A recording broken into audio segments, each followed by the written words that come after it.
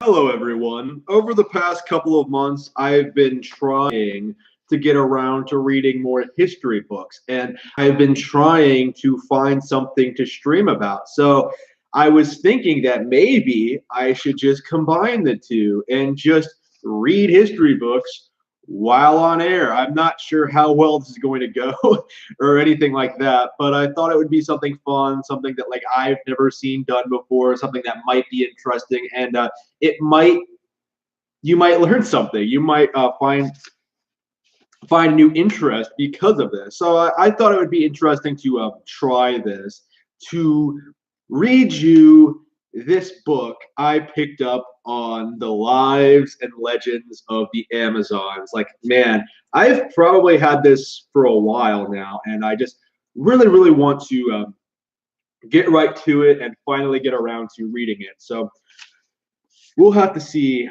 All right, so we'll just get right into it, right where I left off. According to the Argonautica, the version of the myth composed by Apollonius of Rhodes, ca. 280 BC, Pontus and Colchis were occupied by three different tribes famed for women warriors. In the mid-7th century BC, the adventurer Aristeus, from an island in the Sea of Marmara, wrote about his journey east across Scythia to Isidonia and the Altai Mountains. His epic, Arimaspia, a Scythian word meaning something like people rich in horses, preserved only in fragments, was very influential in forming the early Greek picture of Scythia and Amazons. Aristeus, I am butchering all these names, I'm sorry. Aristeus said that Amazons watered the iron-rich territory around the Maeotis, Sea of Azov, and the river Tanais, Don. Another lost word, by Scylax of Carinthia, 6th century BC, described the Maeotians, the Sinti, and the Sarmatians as people ruled by women. Several authors refer to Amazons as Makatides, people of the Maeotis. Scythian tribes around the Sea of Azov included the Sins, Denderi, Dashi, Ixamate, and others. I'm butchering all these names. I'm sorry. I'm like just a couple of paragraphs in, and I'm already messing this up. Other ancient historians placed Amazons and their allied forces among the nomads beyond the Borysthenes, Dnieper, river on the steppes north of the Black Sea. Pontus was the Amazon headquarters in another lost epic, the Theseus, about the Athenian hero Theseus, probably composed in the 6th century BC. In the 5th century BC, the playwright Euripides located the Amazons in Pontus. So did the poet Pindar, who described Amazons armed with spears with broad iron points. The play Prometheus Bound, speaks to the fearless maidens of Colchis and the Caucasus and the Scythian multitudes to the north. It foretells that this Amazon host will one day settle at Themyscira by the Thermodon in Pontus. The 4th century BC Greek historian Aphorus from Cyme, named for an Amazon, reported that a faction of Scythians had once left the northern Black Sea and settled in Pontus, becoming the Amazons. The geographer Strabo, 1st century BC, located various Amazon tribes in the valleys and mountains of Pontus, Colchis, the Don region, and the Caucasus. Instead of evidence for Greek confusion about where to locate imaginary Amazons, these examples represented Amazons as people who roved around the Black Sea. Scythian culture was consistently recognized as the wellspring of the women warriors known as Amazons.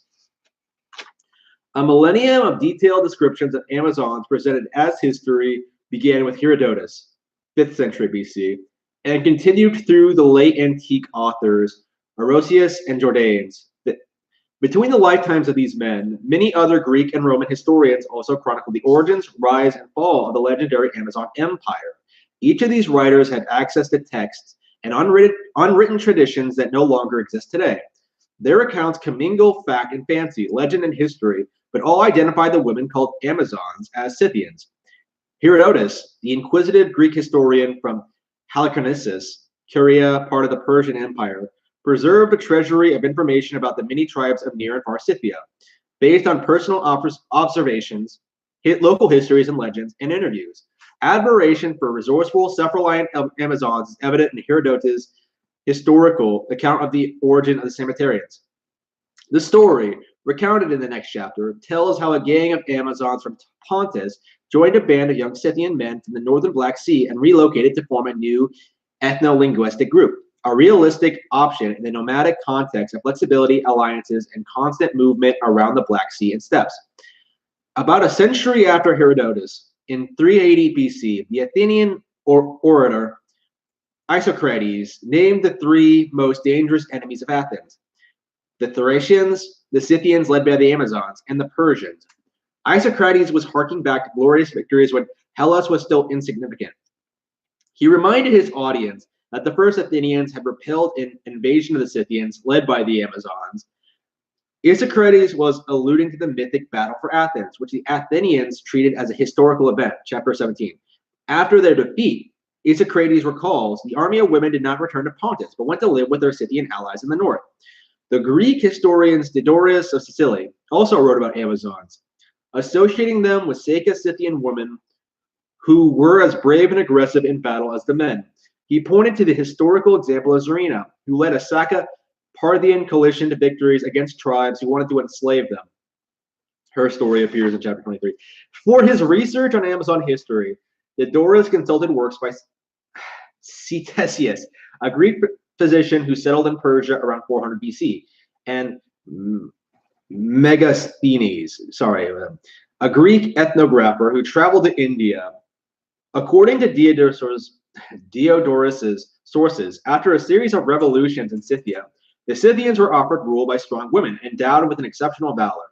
They trained for war just like the men, and in acts of manly courage, they are no way inferior to the men.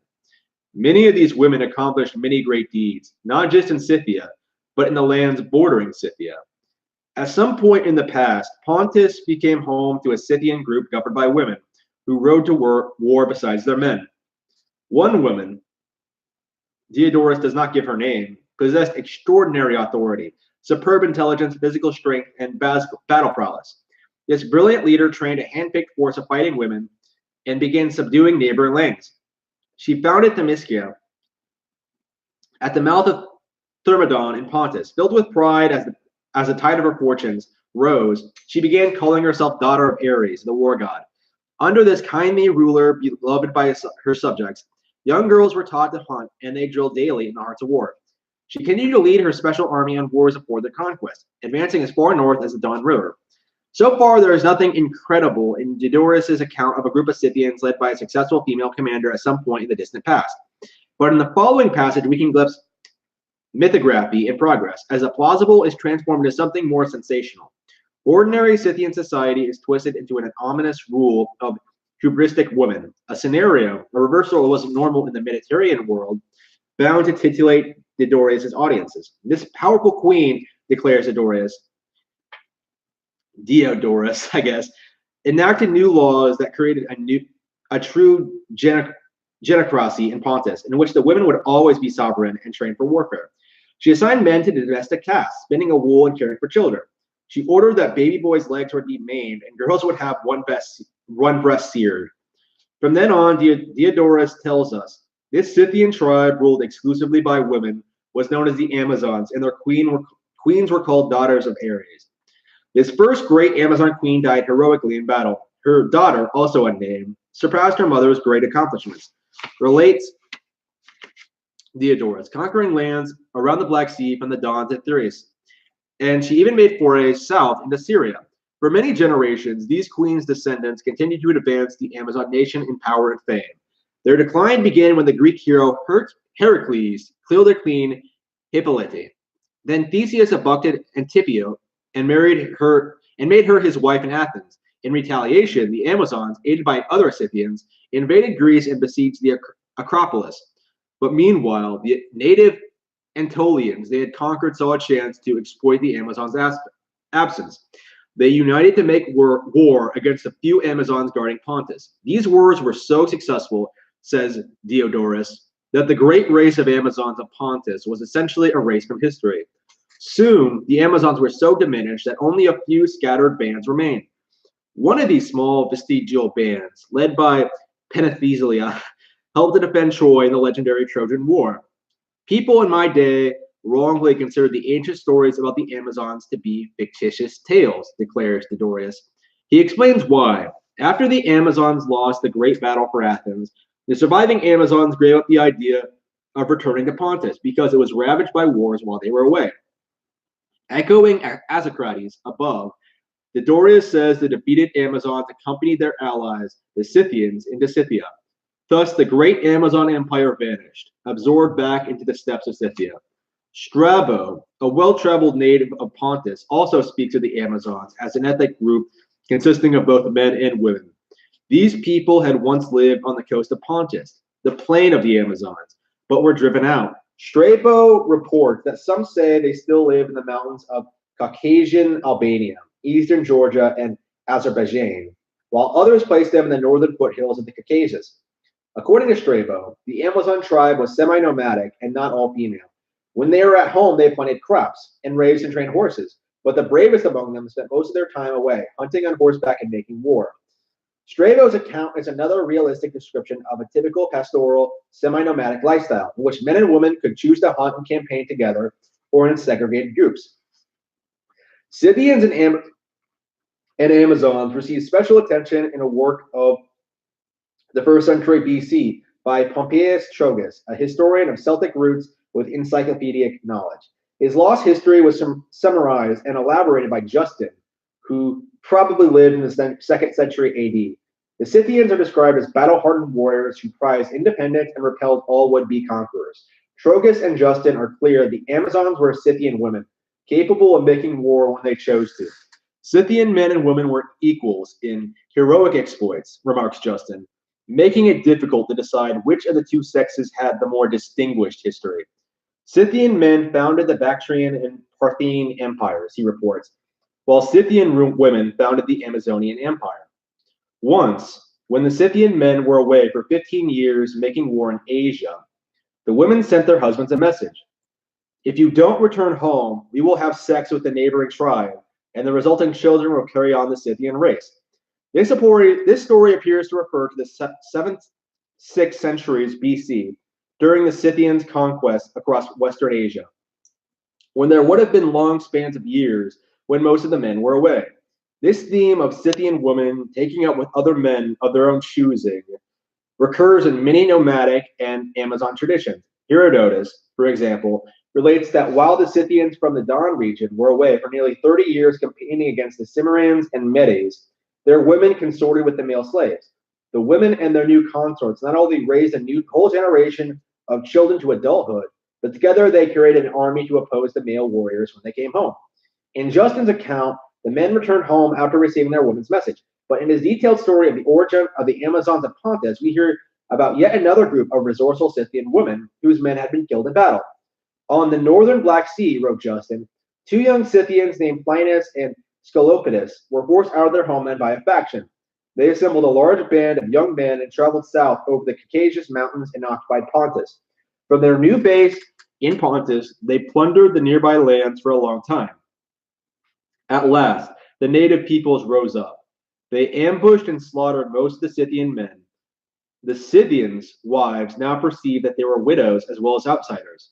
They took up arms and defended their territory, and when the women went on the attack, they refused to marry, calling it slavery. These women, says Justin, embarked on an enterprise unparalleled in all history.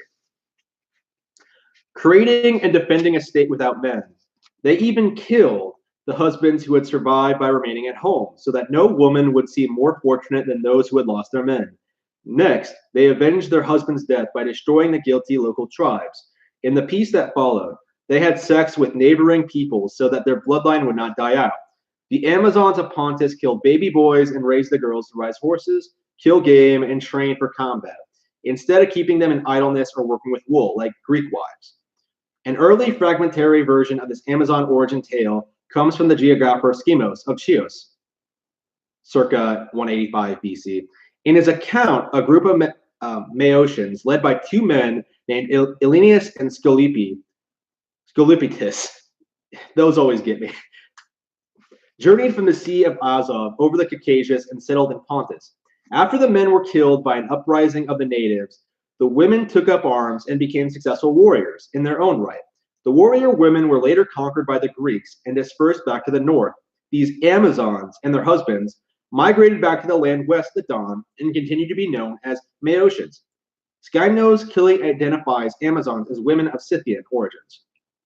The geographer Pomponius Mela, writing in about AD 43, located Amazons on the steppes around the Don, the Sea of Azov, and the Caspian Sea, and also in the vast expanse eastward toward the land of the Ceres, silk people of China.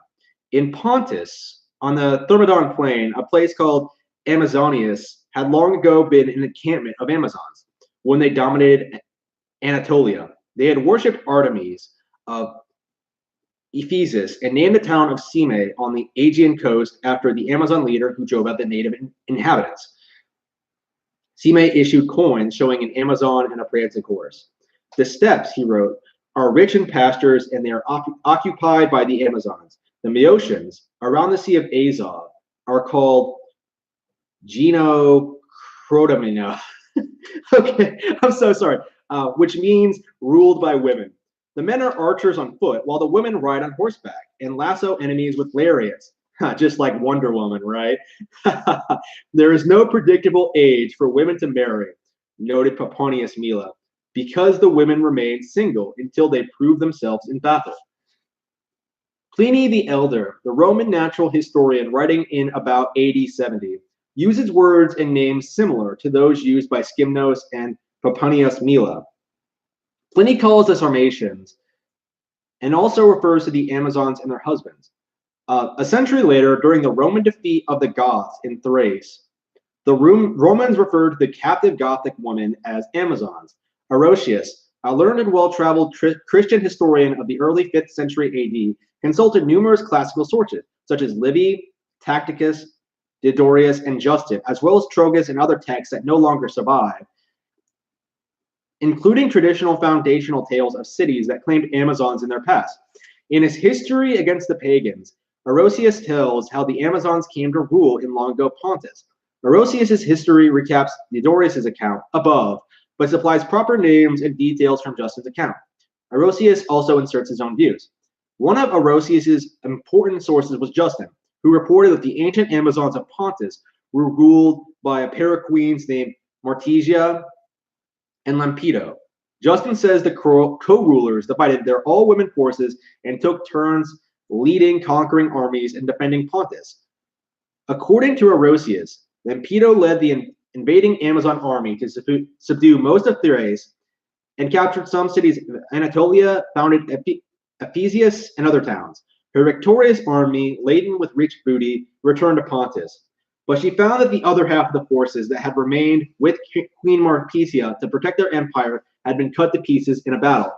Marpesia's daughter, Sinope, succeeded her mother, giving her name to Sinope in Pontus. As a crowning achievement to her matchless reputation for courage, says Orosius, Sinope remained a virgin to the end of her life. So great was the admiration and fear spread by her fame, that when Heracles was ordered to bring the weapons of the Amazon queen to his master, he was certain that he would face inevitable peril. Orosius expected his Christian audience to be shocked and outraged by the shame and human error of powerful women in antiquity, willfully dominating men, choosing foreign lovers, killing baby boys, building cities, and marching out to conquer. Unlike Justin, who plainly admired the unparalleled enterprise of the women, Orosius is the first ancient writer to explicitly express disapproval of the unnatural state of independent Scythian women who behaved as the equals of men. Yet even Orosius cannot suppress his admiration for the Amazons of yore.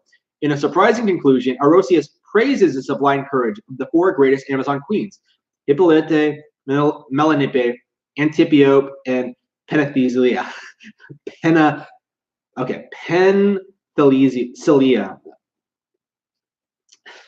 Notably, in 2006, archaeologists discovered magnificent life-size portraits of the famous quartet of Amazon queens, Hippolyte, Antipiope, Melanippe, and Penthesilea, in a mosaic floor of the ruins of a villa under a parking lot in ancient Edessa. The action-packed scenes are unusual because they show the queens hunting lions and leopards instead of making war. The spectacular mosaics at the Villa of the Amazons were made in the 5th or 6th century AD, in the period when Orosius was writing his history of the pagans. The power of ancient Amazon stories to thrill had not faded after 4 centuries of Christianity. Another author of later antiquity, and Alan Goff from the Northern Caucasus named Jordanes, wrote a fascinating history of the Goths, laced with heaping dose of fiction. In AD 551, Jordanes, who had access to ancient Gothic and Allan traditions, portrayed the Goths, who migrated from Europe to the steppes, as the wait, I lost my place here. Portrayed the Goths as the heir of the Scythians, whom ancient traditions asserts to have been the husbands of the Amazons. Here is yet another succinct expression of the ancient understandings of Amazons as Scythian women. Jordanes says that the Amazons once dwelled around the Sea of Azov, from the Boryscians to the Don, and he claims that Amazon queens Marpesia and Lampeto as the ancient ancestors of the Goths. In Jordanes' Gothocentric version of the old legends, told by Justin and Orosius, long ago while the Goth men were away on an expedition, the enemy tribe attempted to carry off the Goth women, but they made a brave resistance, as they had been taught to do by their husbands. After routing their attackers, the Goth women were inspired with great daring. They took up arms and chose as their leaders the two boldest women, Marpesia and Lampeto. In this Gothic rendition, it was Marpesia who led an army of conquest, while Lampeto stayed to guard their native land. On her campaigns, Marpesia and her Amazon army encamped for a long time at the eastern tip of the Caucasus Range, where it meets the Caspian Sea, ancient Caucasian Albania, now Dagestan, one of the major nomad migration routes described earlier. This place, says Jordanes, was thereafter called the Rock of Marpesia. This legend was already known in the 1st century BC to Virgil, who calls it the Marpesian Cliff. Jordanes lists the glorious conquest across Anatolia and Armenia by the Scythian-born women who had by chance gained control over the tribes of Asia and held them back for almost 100 years before returning to their kinsfolk at the Marpesian Rock. Amazons retained power in that region up to the time of Alexander the Great. By Jordanes' time, more than 1,000 years after Homer and Herodotus, the fame of the warlike Scythian women called Amazons evoked such respect and awe that the legendary Amazon queens were claimed as ancestors to the powerful gods. Sarmatians, a love story. I think I'm going to keep going. I'm enjoying this. In Greek myth, Heracles and other heroes set out on an expedition to win the war belt of the Amazon queen Hippolyte. After their victory, the Greek ship sailed away loaded with many captive Amazons, including Antipio, destined to become Theseus' wife in Athens. What became of the other Amazon prisoners on the ship? The myth does not tell, but Herodotus does. Long ago, he relates, a Greek expedition force defeated Amazons at the Thermodon River in Pontus.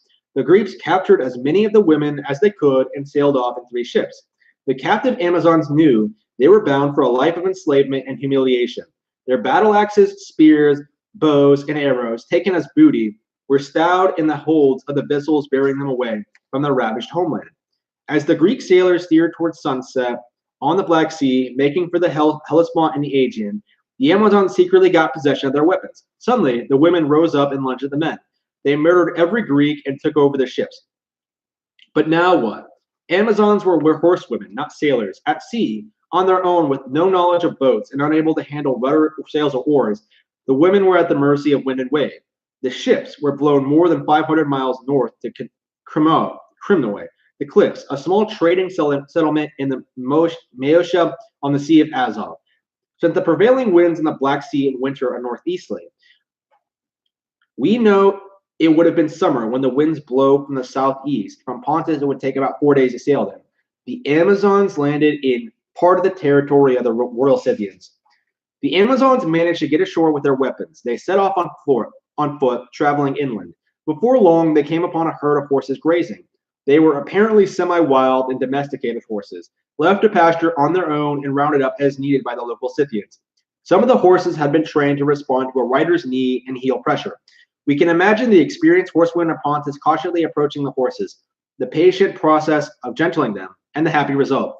The Amazons seized these mounts and rode off in search of loot. Now the stranded Amazons had fully recovered from their accustomed mode of transport and their freedom. They began pillaging the new territory, resuming their familiar way of life. The marauding gang on horseback soon caught the attention of the Scythians. The intruders' clothing and speech were not local. Defending their property from what they assumed were boys too young to have beards, the Scythians charged out and killed a few of the raiders. When they retrieved the bodies, however, they realized that the strangers were young woman warriors. Oripata, man-killers, the Scythian word for Amazons. This startling discovery led the Scythians to change their plans. The elders decided to send out a detachment of young men, as many as they estimated were in the Amazon party. How many? Herodotus does not say, so we must guess how many prisoners could have been aboard the great ships. Perhaps 24, 50? Yeah, sounds about right. The Scythian orders were not to kill the Amazons, but to try and approach them, make friends, and convince them. Yeah, make friends. Okay. And convince them to join the Scythian clan. The young men were to take their cue from the Amazons' actions. If the Amazons pursued them, the men would retreat without a fight. When the Amazons stopped chasing them and set up camp, the men would have camped nearby. The motive was a desire to have children with these robust, capable women warriors and thereby improve their own stock. The lifestyle of the Rhodian Scythians around the Black Sea coast had become more settled, and their women were soft and weak. They no longer rode out to hunt and fight on their own or with the mounfolk, as in the older days in the steppes. In their deliberations, the elders saw an opportunity to rejuvenate their people and recapture lost vigor by bringing out the Amazons into the tribe as wives for their young men. But the plan was more than simple nostalgia for old ways. Passionate voluntary sex among gods, mythic warriors, and superior mortals was believed to ensure a good time and magnificent offspring. Okay. The young men followed their elders' instructions. The Amazons, realizing that they meant no harm, stopped chasing the youths away. Each day, the Scythians provoked a little closer to the Amazons, almost as though they were stalking wild creatures that they hoped to befriend, much as the woman had acquired their horses earlier. Gee, I wonder how this is going to end. Each group owned nothing but the weapons and horses, and the men and women lived the same sort of life, hunting rabbits and deer and stealing horses from other groups as well. The Scythian men noticed that around midday, the Amazons would stroll out from their camp alone or in pairs. The young men followed suit. One day, a Scythian youth came upon a single Amazon by herself. Wordlessly, he made advances and she responded. They made love in the grass. Afterward, the Amazon gestured to indicate that she would return the next day to the same spot and to bring a friend. She made it clear that she would bring a friend too. The Scythian returned to his camp and regaled the others with what had happened. Next day, he and brag about it. Okay. Next day, he and a comrade came to the same place and found his Amazon and her friend. After the success of this double date, the rest of the young Scythians and Amazons arranged to meet for sexual trysts. I've never seen that word before. Trysts. Each man and woman formed special ties with their original partners. After the couples had pair bonded, says Herodotus, the camps were united and the Amazons and Scythians continued to live together as equals and companions, enjoying riding, hunting, and raiding other groups on the steppes. So the women from the tribe, right, got completely cocked, basically. Okay. The men failed to learn the women's language. Well, but the women quickly picked up the men's, and after some time together, they were able to understand each other. How long did this idyllic companionship last? Several months, a year, at any rate. When they were able to communicate with one another, the young men made their proposal. We have parents and property. Let us give up this way of life and return to life, live with our people. We promise to keep you as our wives, and we will not take up with any other women. The Amazon's response: impossible. We cannot live among your women because we have different customs. We live to shoot arrows, throw javelins, and ride horses, and have no knowledge of women's chores. They knew that the young men's families had settled near the trading centers in the Black Sea coast. Their wives stayed in wagons doing domestic work. Your women never leave home to hunt or to explore or for any other reason. We would never be able to live like that. Rejecting the sorry lot of the royal Scythian wives, the Amazons of Pontus presented a counter proposal. If you really want to keep our relationship, if you wish to do what would be fair and just, then go back to your parents and get your share of belongings and return to us. Then let us go up by ourselves and live just as we have been doing. Significantly, the Amazons were not averse to marriage per se. They proposed a different sort of union based on partnership and parity. The young men were persuaded by their lovers' argument. When they returned with their inherited possessions, the Amazons made another proposal. We are uneasy about staying in the region. This land is too ravaged from our raids, and we have taken you away from your parents. They might carry out reprisals against us. If you really are resolved to make a new life with us, let us leave this country and head north across the Tanais. Their maids consented to this plan. The band crossed the Don and rode east for 3 days. Then they turned north, traveling away from the Sea of Azov for another 3 days. Here on the steppes, the new coalition decided to stay. They became known as the Sarmatians. They spoke a hybrid form of Scythian and raised their girls and boys alike. To this day, remarked Herodotus, Sarmatian women and men wear the same clothing, all ride horses at an early age, and master the bow and spear. Sarmatian women practice their old way of life, regularly riding out to hunt and skirmish, sometimes alongside the men and other times on their own. Girls do not marry until they have killed a male enemy. Okay. What is especially delicious about Herodotus' account is his slight twist on the concept of taming. By having sex with the Amazons, says Herodotus, the Scythians tamed the Amazons, but he uses an unusual charged word to capture the attention of his ancient listeners. The Greek term ektilosanto, my Greek is terrible, is rare and archaic. Originally used by Homer and Pindar to mean to make tractable, tame, docile, or domesticated, usually applied to animals, especially pets or the lead animal of a flock. Herodotus often deliberately selected rare words in order to call particular attention to a point or message. Here, his word choice evokes old poetic traditions, emphasizing the epic aspect of the Sarmatian story. This unique terms from archaic epic poetry could be a clue that one of Herodotus' sources for this love story was actually a written epic, perhaps the Arimispia, the famous lost poem about Scythia by the early Greek traveler Aristeas. We know that Herodotus had read the Arimispia because he cites it in other descriptions of Scythia. But Herodotus' use of the word tame is also ironic and subversive. As we saw, the Amazons tamed the horses, but did the Scythian men really tame the Amazons? The Scythian men deliberate, devise plans, and advance proposals, and the Amazons are proactive too. The women invade and raid the Scythians' property, suggest meeting for sex, learn the men's language, refuse traditional marriage, urge the men to leave their clan and move to new territory, and raise their children alike. Significantly, the women convince the men that the relationship they propose is fair and just. Herodotus' Greek audience could not help but notice that these decisions were negotiated among equals, bringing to mind democratic deliberations enjoyed by Athenian males who agreed to rule and be ruled in turn. But Greek listeners were also accustomed to zero-sum contests of winners and losers, and in their culture, the males dominated females. They tended to assume that if men were strong, then women must be weak, and vice versa. In this story, however, the surprise answer to the question of who will be dominated and tamed is no one. In some barbarian societies with certain admirable qualities, Herodotus suggests egalitarianism and respect can include women. As classic scholar Caroline DeWald has pointed out, the story demonstrates complementary and mutual adjustments between the sexes. These practical customs of a nomad culture persisted among many descendants of the Sarmatians and other steppe people into modern times.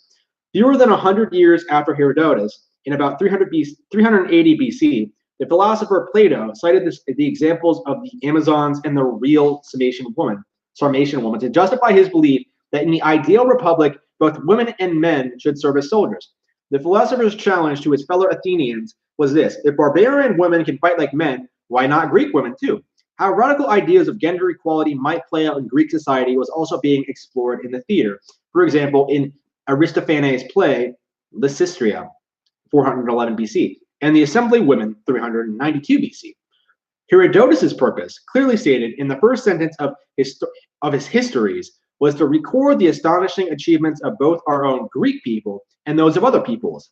Some criticize Herodotus as a barbarian lover for focusing on the histories of non-Greek cultures instead of glorious Greek deeds. Herodotus preserved traditions circulating among the Greek colonists, Greek Scythians and Scythians in Olbia, Borysthenes, Tyras, and other colonies and outposts that he visited in the 5th century BC. His information about more distant tribes came from his reading and through local contacts, traders, and chains of translators. The narratives were filtered through Greek perspectives, but modern archaeology confirms that Herodotus gathered a lot of genuine information about Scythians. The Sarmatian story was not a Greek myth. It was a Scythian history, a foundation legend that Herodotus thought would be novel and interesting to transmit to his Greek audience. In keeping with his stated goals above, yet many classical scholars interpret the Sarmatian legend as a coded account of Greek rites of passage for boys and girls before they entered into traditional Greek marriage, in which males tame females through sex. According to William Blake Tyrrell and Frida Brown, for example, the Amazons of Pontus really represented Greek girls who refused to become ideal Greek wives and mothers, and the Scythians symbolized both Greek boys on the cusp of manhood and Greek women. In this view, the Sarmatians of Herodotus' story have no historical basis, but simply hold up a distorting mirror to Greek culture.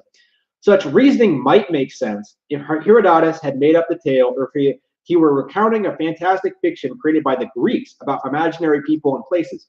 But ancient Greek historians, including Herodotus, identified Amazons as real people of Scythia. Lured on by pastures, wrote Paupinius Mela, the Sarmatians live in camps and carry all their possessions and wealth with them. Archery, horseback riding, and hunting are a girl's pursuits, as Herodotus, Mela, and many other writers knew. Conquests and defeats within the vast Scythian territories often resulted in the relocation of many different tribes to new lands. The Sarmatians, according to Diodorus' sources, were formed by people transplanted from south of the Black Sea to the northern Black Sea along the Don River. Modern ethnography and recent archaeology provide substantial evidence to indicate that Herodotus and his Black Sea informants were talking about actual nomads who had migrated north to what is now Ukraine and the northern Caucasus, and that the women were freer than Greek women, participating in activities reserved in Hellenic cultures for men. Nomadic groups of various sizes and makeup continually arose, migrated, fought, merged, allied, expanded, and diminished, dispersed, and disappeared, or were absorbed into other groups in antiquity. The Sarmatians, a loosely related group of tribes, emerged as a force on the Sarmatians, a loosely related group of tribes, emerged as a force on the steppes between the Don and the Urals around the time the Greeks were beginning to travel and trade in the northern Black Sea area.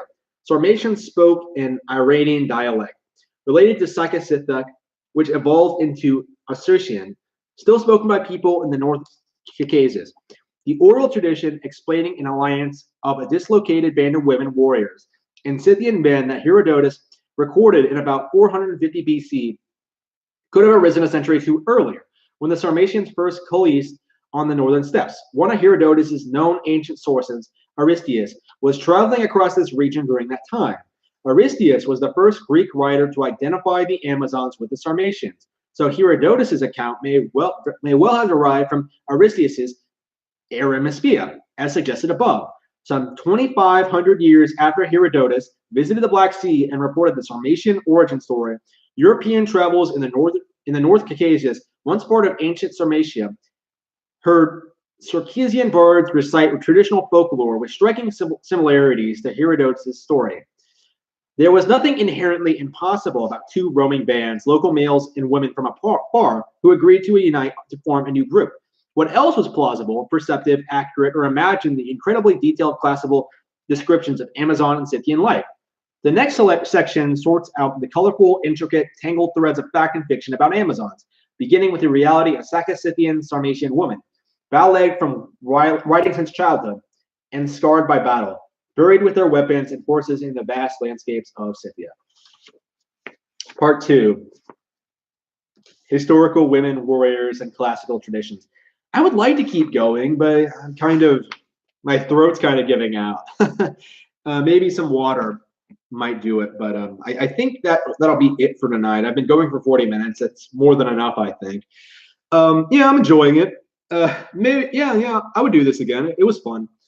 I want to keep reading though. I do. So yeah, that'll be it for tonight, and thank you for tuning in.